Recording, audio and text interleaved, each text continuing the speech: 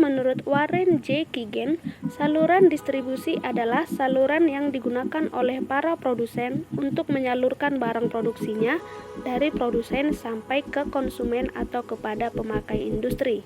Nah, menurut Kotler, saluran distribusi jasa adalah sekelompok perusahaan atau perseorangan yang memiliki hak pemilikan atas produk atau jasa untuk memindahkan hak pemilikan produk atau jasa ketika akan dipindahkan dari produsen ke konsumen. Nah, menurut Fatihudin dan Firmansyah tahun 2019, saluran elektronik adalah penyalur jasa yang tidak memerlukan interaksi langsung dengan manusia. Apa yang diperlukan adalah beberapa desain jasa, sering berupa informasi, pendidikan, dan hiburan, atau sarana elektronik untuk mengirimkannya. Nah, kesimpulan dari ketiga pendapat para ahli tersebut yaitu saluran distribusi elektronik merupakan salah satu metode distribusi jasa yang dapat dipilih oleh suatu perusahaan bisnis jasa untuk memaksimalkan laba.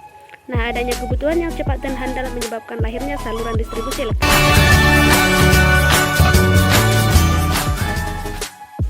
Menurut Lovelock dan kawan-kawan tahun 2012, sebagai salah satu saluran distribusi, internet dapat memfasilitasi distribusi layanan berbasis informasi. Pemanfaatan teknologi secara efektif dapat membawa kepada keberhasilan dalam memberikan pelayanan yang terkustomisasi, memperbaiki pelayanan, dan memberikan kesenangan yang spontan kepada konsumen.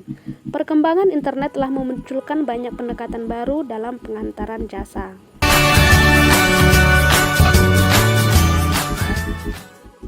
E-bisnis. Menurut Kalakota dan Robinson, e-bisnis adalah sebuah paduan yang kompleks antara proses-proses bisnis, aplikasi-aplikasi perusahaan, dan beberapa struktur organisasi yang dibutuhkan untuk menghasilkan suatu model bisnis yang memiliki performance yang jauh lebih baik dari keadaan sebelumnya. Nah, kecenderungan pasar e-bisnis global dewasa ini semakin menunjukkan perannya. Sebagaimana kita kenal, e-bisnis pada dasarnya berkaitan langsung dengan beragam transaksi yang didukung perangkat komputer dan infrastruktur informasi. Pertumbuhan internet yang semakin besar membuat e-bisnis berpotensi mengubah era bisnis tradisional dan gaya hidup konsumen menjadi transaksi elektronik berbasis internet. Transformasi ini menuju pada hadirnya era ekonomi berbasis informasi atau cyber economics.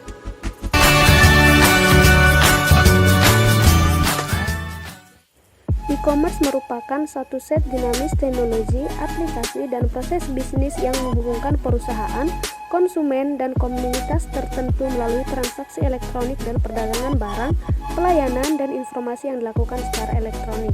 Teknologi informasi, telekomunikasi, dan internet adalah teknologi yang dibutuhkan oleh e-commerce. Definisi e-commerce berdasarkan dua perspektif. Yang pertama, perspektif proses bisnis. E-commerce merupakan aplikasi teknologi menuju otomatisasi transaksi dan aliran kerja perusahaan atau workflow. Yang kedua, perspektif layanan atau servis. E-commerce merupakan satu alat yang memenuhi keinginan perusahaan, konsumen, dan manajemen dalam memangkas service cost ketika meningkatkan mutu barang dan ketepatan pelayanan. Jenis-jenis e-commerce berdasarkan Barkatullah dan Prasetyo tahun 2005. Yang pertama ada business to business atau B2B, yang kedua business to consumer atau B2C, dan yang ketiga ada customer to customer atau C2C.